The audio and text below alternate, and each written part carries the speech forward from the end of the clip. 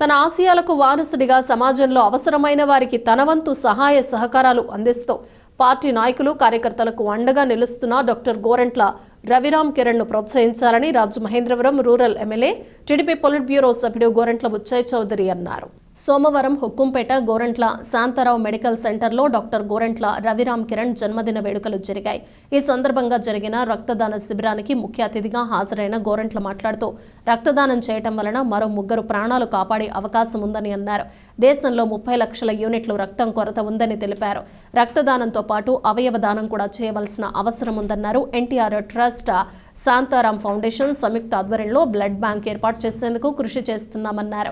Shantaram foundation ద్వారా అందిస్తున్న సేవా కార్యక్రమాలు అభినందనీయమని అన్నారు. రవిరామ్ కిరణ్ మాట్లాడుతూ దేశంలో రక్తం కొరత వలన అనేక మంది ప్రాణాలు కోల్పోతున్నారని, రక్తదానం చేయటం వలన మరో 3కి ప్రాణదానం చేయవచ్చన్నారు.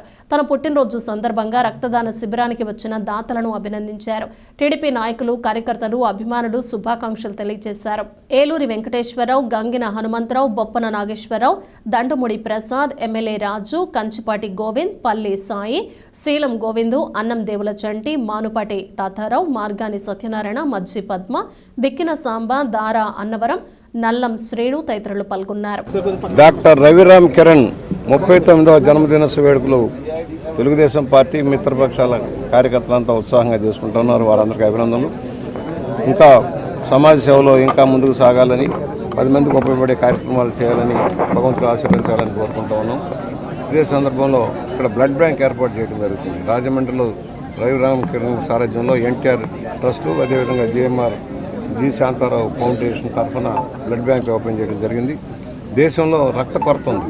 అనేక ప్రమాదాల్లో కానీ, హాస్పిటల్స్లో ఆపరేషన్లు కానీ బ్లడ్ దొరక్క పోస్ట్ పోన్ చేస్తున్న పరిస్థితి చూసాం.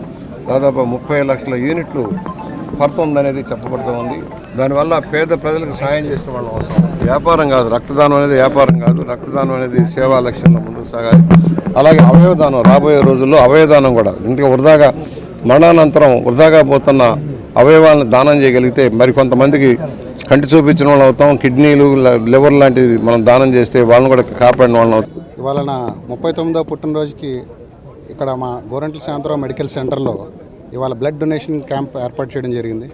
ఇక్కడికి ముఖ్య అతిథిగా విచ్చేసిన మా పెద్దనాన్న శ్రీ గోరంట్ల బుచ్చయ్య గారికి, అదేవిధంగా మా మిత్రులకు, పార్టీ శ్రేణులకు, మీడియా వారికి అండ్ ఎన్టీఆర్ ట్రస్ట్ సిబ్బందికి అందరికీ కూడా నా ధన్యవాదాలు.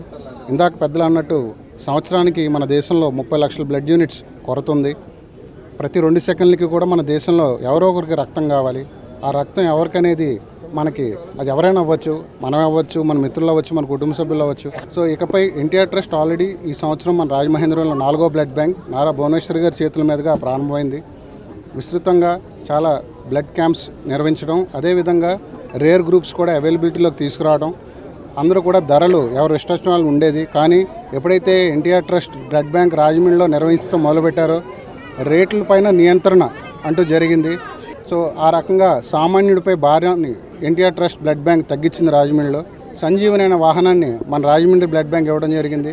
అంటే వైద్య సౌకర్యం లేని గ్రామాల్లో వెళ్ళి ఉచితంగా చాలా చిత్తశుద్ధితో ఆ కార్యక్రమాన్ని గత 2 నెలలుగా రాజమండ్రి నుంచి జరుగుతూ ఉంది. సో ఇలాంటి కార్యక్రమానికి మాకు రాజమండ్రిలో అవకాశం ఇచ్చిన శ్రీ నారా భువనేశ్వర్ మేడం గారికి మేము కృతజ్ఞతలు తెలుపుతున్నాం.